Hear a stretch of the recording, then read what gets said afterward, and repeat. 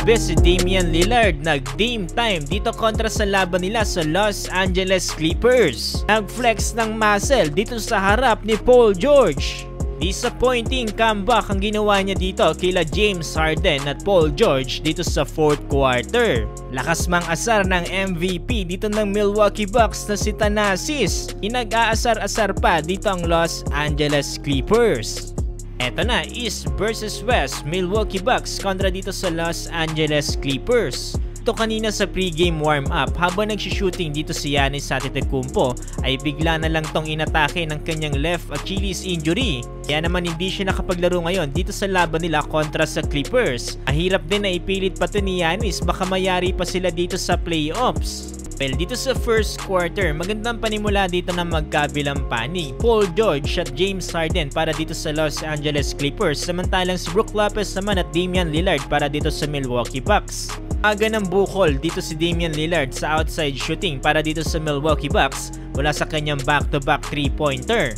Pero mas masakit ang ginawang balik dito ng Los Angeles Clippers mula sa kanilang apat na magkakasunod din na tres. Dahilan para maging laman ng 10 dito ang Clippers by the end of first quarter, 35-25. Dito sa second quarter, pambungad na tres ang ginawa dito ni Pat Bev para dito sa Milwaukee Bucks. Samantalang unti-unti naman pumupunit ng depensa dito si Paul George mula sa kanyang back-to-back mid-range jumper. Sundan niya pa ngayon dito ng isang alley-oop mula dito sa assist ni James Harden. Actually, dito sa second quarter, okay ang momentum na ginagawa dito ng Los Angeles Clippers. Sundan ang combo na ginagawa dito nila PG-13 at The Beard James Harden. Na ng depensa na ginagawa dito kay Damian Lillard kaya hindi siya gaano makapasok dito sa loob.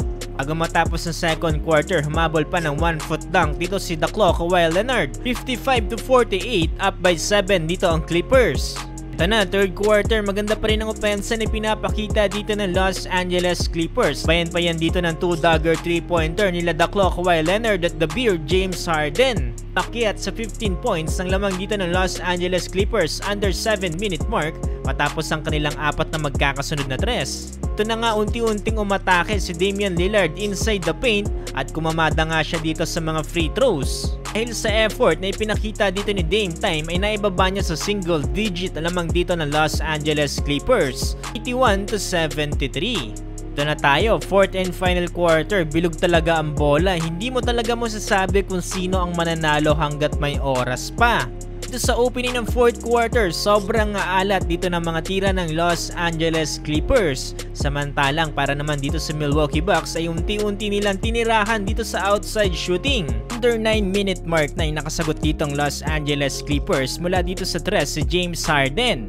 Pero muli silang inatake dito ni Damian Lillard sa ilalim at pinag-flex na nga dito ng muscle. Bana lang sa 5 dito ang lamang ng Los Angeles Clippers pero muling pumutok dito ang Milwaukee Bucks sa pangunguna naman yan dito ni Bobby Portis. Bayan pa yan dito ng dagger 3-pointer nila Damian Lillard at Patrick Bev. As 5 minutes tabla na sa 96 ang score at dito na nga unti-unting umatake ang opensa ng Milwaukee Bucks. Bobby Portis nagkaroon na ng momentum doing the work para dito sa Milwaukee Bucks. Kaya naman nagawa pa nila ditong manalo at i-comeback ang Los Angeles Clippers 113-106. Nanguna dyan si Damian Lillard with 41 points samantalang Bobby Portis 28 points. May tig 29 points naman si James Harden at Paul George samantalang dito Kawhi Leonard 16 points.